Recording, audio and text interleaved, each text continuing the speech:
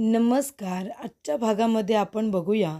इथे सुमित्रा म्हणत असते, की आता तर माझी पूर्ण खात्रीच पटली आहे, की हे सगळं जानकीनेच केलेलं आहे. जानकीनेच नानांना धक्का दिलेला आहे. तर इथे सुमित्रा म्हणते, की या गोष्टीवरती माझा आधी विश्वास बसत नव्हता. पण आता माझी 100% खात्रीच पटली आहे, की हे सगळं जानकीने केलेलं आहे.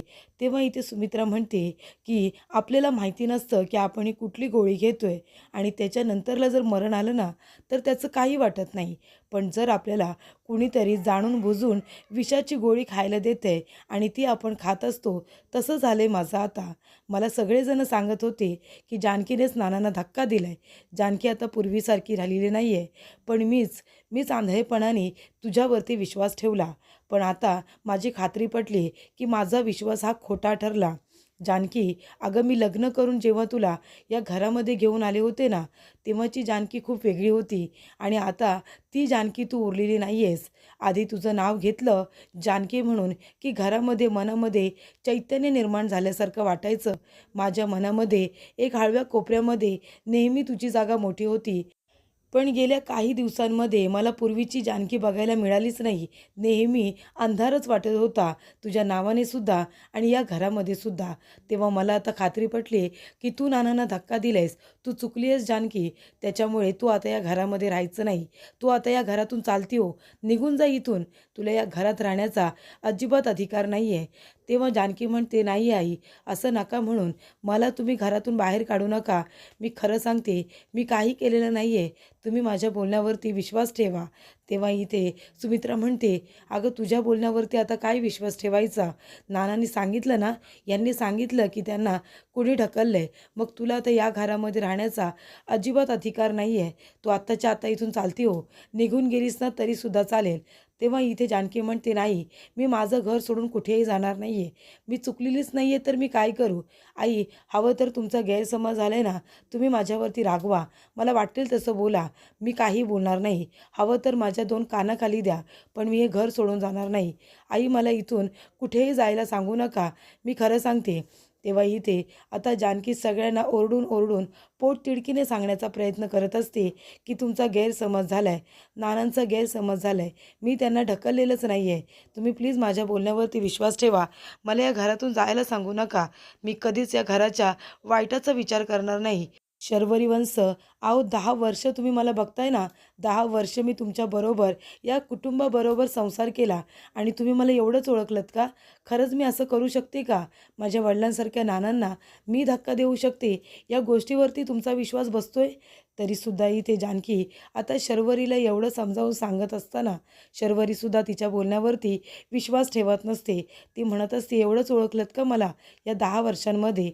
तेव्हा इथे सारंग भाऊजी, तुम्ही तरी माझं बोलणं ऐका.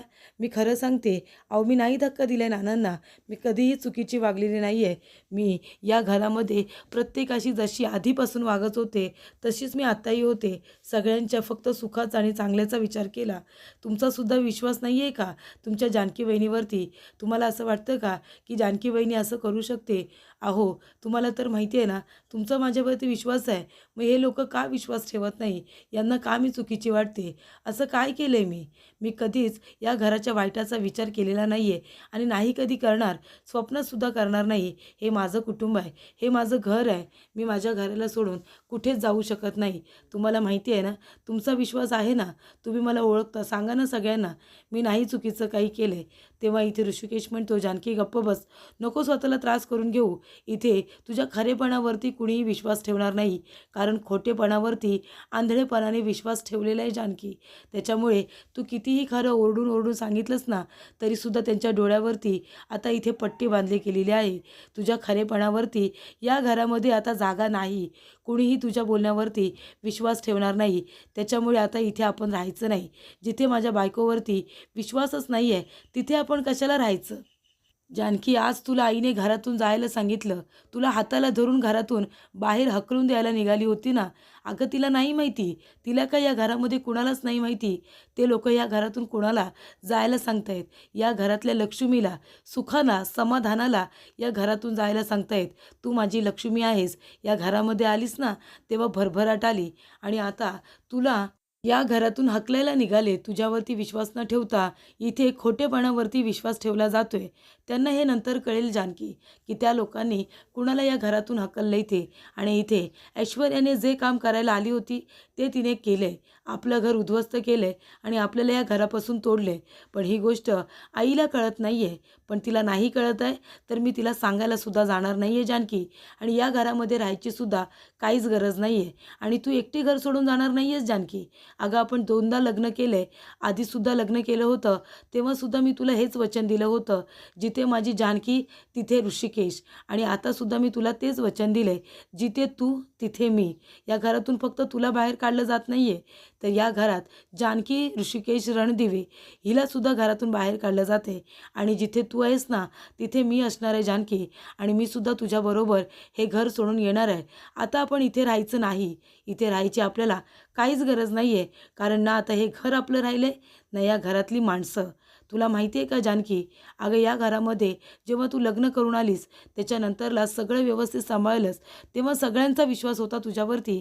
आणि आत्ताच असं काय घडलं की लगेच तू एवढी वाईट झालीस, सगळ्यांच्या नजरेतून तू खाली पडलीस, तू लगेच चुकीचं वागायला लागलीस. एकाएकी 10 वर्षांमधला बदल हा होऊ शकतो का?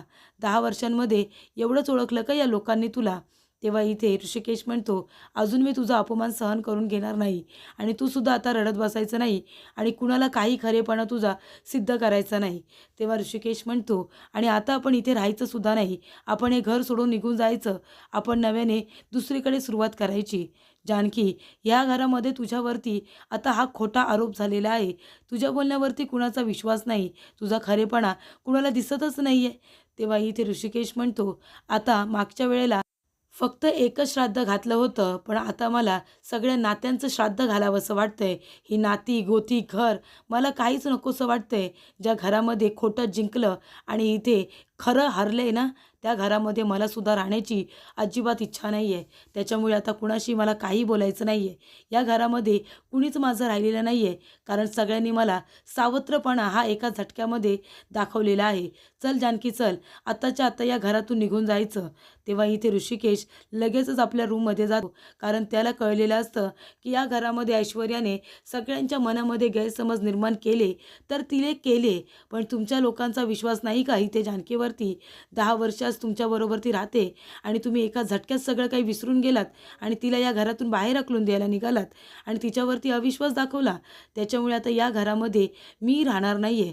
तेव्हा जानकी म्हणते, थांबा थांबा, ते रागावलेत, त्यांनी डोक्यामध्ये राग भरून घेतलाय. पण काळजी करू नका, मी आहे ना, मी समजावते ऋषिकेशला. जानकी धावत पळत येते, म्हणते, ऋषिकेश हे काय करताय तुम्ही? ऋषिकेश असं येतो आणि सगळी बॅग वगैरे भरत असतो. तेव्हा इथे जानकी म्हणत असते, ऋषिकेश अहो असं करू नका. आई जे काही बोलल्या ना रागाच्या भरात बोलल्या हो, त्यांच्या मनामध्ये तसं काही नाही आहे.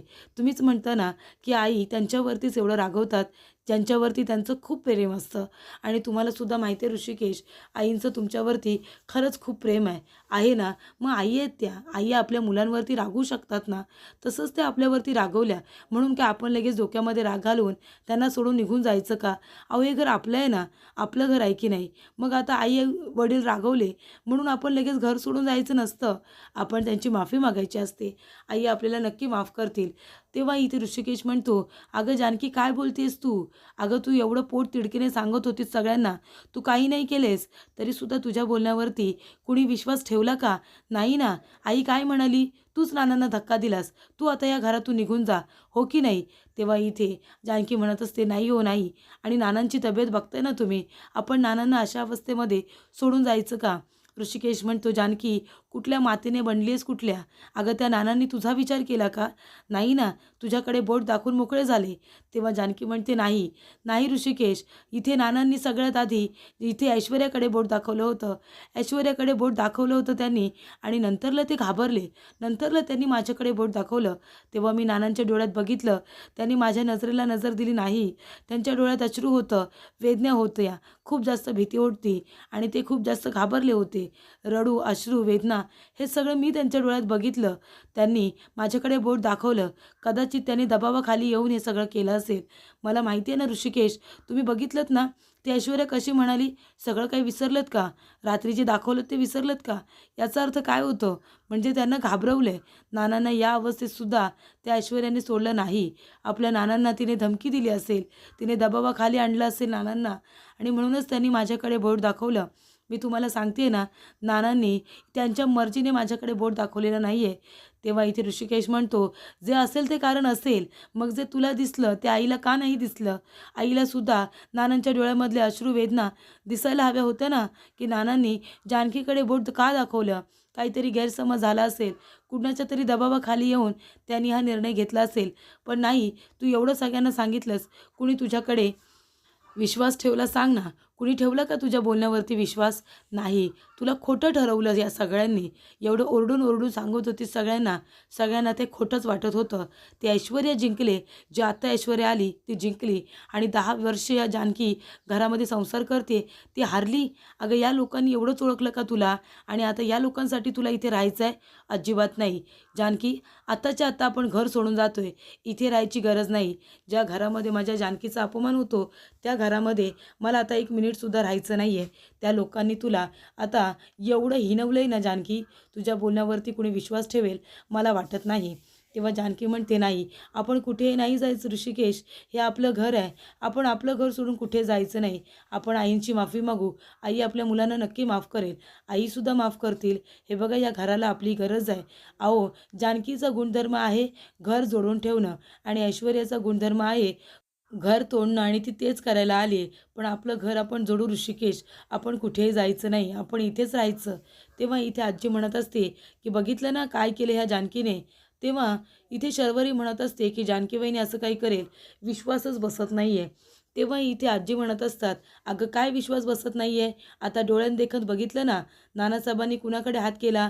त्या जानकीकडेच हात केला ना. मग याचा अर्थ काय होतो? जानकीनेच धक्का दिला नानांना. तरीसुद्धा मी तुम्हाला सगळ्यांना सांगण्याचा प्रयत्न करत होते, की तिच्यावरती एवढा विश्वास ठेवू नका, ठेवू नका. तरी पण नाही. बरं झालं माझ्या मुलीचे डोळे आत्ता उघडले. बघितलंस ना सुमित्रा, त्या जानकीवरती एवढा विश्वास ठेवलास. काय केलं तिने? देवा, हे सगळं बघायच्या आधी माझे डोळे का नाही फुटले? तेव्हा इथे आता आजी म्हणत असतात, बघितलं ना, तर ऋषिकेश काय म्हणाला? श्राद्ध घालावं असं वाटतंय. त्याला सगळ्या नात्याचं श्राद्ध घालायला निघालंय. मगाशी बोलला, ऐकलंस ना तू? शेवटीला त्यांनी दाखवून दिले, सावत्र ते सावत्र. तेव्हा इथे आता ऐश्वर्याही त्यांनी म्हणत असते, आई, तुम्ही स्वतःला त्रास करून घेऊ नका. मला माहिती आहे तुम्हाला एकाएकी हे सगळं कळल्यानंतर खूप जास्त त्रास झाला असेल. मी समजू शकतो की तुम्हाला किती वाईट वाटले. पण हे बघा, त्या लोकांना एवढं महत्त्व देऊ नका आणि स्वतःला त्रास करून घेऊ नका. तेव्हा सुमित्रा म्हणते, ऐश्वर्या, आम्हाला माफ कर गं. मी तुझ्यावरती कधी कधी रागवले, ओरडले, तुला वाटेल तसं बोलले. पण मनाला लावून घेऊ नकोस. खरं काय खोटं काय ते आज माझ्या सगळं समोर आले. तेव्हा ओवी येते आणि म्हणते, की काय झालं? आई कुठे आहे? तुम्ही सगळेजण असे का बसलेत? सगळं काही ठीक आहे ना? आजी, तू रडतेस का गं? काय झालं, काही सांगशील का? तेव्हा आजी म्हणते, तुला काय हवं आहे ओवी, सांग ना, मी तुला देते. तेव्हा ओवी म्हणते, माझी आई कुठे आहे? तेव्हा ऐश्वर्या म्हणते, आहे तुझी आई, पण थांब, मी तुला खायला देते. एक काम करा तुम्ही सारंग, आईबाबांना त्यांच्या रूममध्ये घेऊन जा आणि शर्वरी वंश तुम्ही पण जाता आराम करा. आजी, तुम्ही पण जाताय ना आता रूममध्ये आराम करायला? तेव्हा इथे सगळेजण तिथून गेल्यानंतर इथे ओवी म्हणते, मला खायला हवे, भूक लागली. तेव्हा ऐश्वर्या म्हणते, भूक लागली तुला? खायला हवं आहे? जा तुझ्या रूममध्ये आणि बघ तुझी आई तुला देते का खायला. काय बोलते का ते बघ जा. तेव्हा इथे ओवी म्हणते, आई काय बोलते काय, म्हणजे काय झाले माझ्या आईला? आणि ती धावत पळत आता आपल्या रूममध्ये येते. बघते तर काय, इथे ऋषिकेश आता बॅग वगैरे भरत असतो आणि जानकी रडत बसलेली असते. ओवी म्हणते, आई काय झालं? तू रडतेस का? तू एवढी सॅड का आहेस? खालीसुद्धा सगळेजण सॅड होते. काय झालं आई, सांग ना. तेव्हा जानकी म्हणत असते, की ओवी बाळा, काही झालेलं नाही आहे, सगळं ठीक आहे. ओवी म्हणते, बाबा आपण कुठे जातोय का? मग तू बॅग का भरतोयस? तेव्हा जानकी म्हणते, नाही, आपण कुठेही जात नाही आहोत. बाबा अशीच आपली बॅग भरतोय. एक गोष्ट मी सांगते तुला ओवी, ते काम करशील का तू माझं? तेव्हा ओवी म्हणते, हो करेन ना. ओवी म्हणते, की आई काय झालं, तू रडतेस का? जानकी म्हणते, बाळा हे बघ, माझं आणि आजीचं ना छोटंसं भांडण झालं आहे. म्हणजे छोटंसं, जसं नेहमी होतं तसं. आजीनं रागवले माझ्यावरती आणि बाबावरती. तू जरा जाऊन सांगतेस का आजीला, की आई बाबा चुकलेले नाही आहेत? म्हणजे हवं तर आम्ही आजीची माफी मागतो, सॉरी म्हणतो, पण आईला सांग की या घरातून आम्हाला जायला सांगू नकोस म्हणून. आम्ही जे काही इथे चुकलो आहे त्याची माफीसुद्धा मागायला तयार आहोत. पण सांग की माझ्या आईने काही चुकीचं केलेलं नाही आहे. तू सांगशील ना, आजीचं तुझ्यावरती प्रेम आहे, तुझ्यावरती खूप जीव आहे. आजी तुझं नक्की ऐकेल. तेव्हा तू जा आणि आजीला समजाव ना, की आईने काही केलेलं नाही आहे आणि आपण हे घर सोडून कुठेच जायचं नाही. आपण आपल्याच घरी राहायचं, असं जानकी म्हणते. तर पुढील भागामध्ये आपण बघूया, इथे जानकी आता सुमित्राची माफी मागत असते. म्हणत असते की आई मी काय नाही केले. तेव्हा सुमित्रा म्हणते, गप्प बस जानकी, आता तर माझी खात्रीच पटली आहे की तूच यांना धक्का दिलेला आहेस. त्याच्यामुळे आता तू या घरामध्ये राहायचं नाही. आताच्या आता या घरातून चालती हो. तेव्हा इथे ऋषिकेश म्हणत असतो, बास झालं जानकी, आता 1 मिनिटसुद्धा आपण इथे राहायचं नाही. अजून मी तुझा अपमान सहन करणार नाही. या घरामध्ये तू कितीही सत्य सांगण्याचा प्रयत्न केलास ना, तरीसुद्धा कुणापर्यंत ते ऐकूच जाणार नाही आहे. तेव्हा इथे जानकी म्हणते, नाही हो, आपण नाही जायचं. तरीसुद्धा इथे ऋषिकेश जानकीचा हात पकडून ओवीला घेऊन आता घरातून बाहेर पडलेला असतो.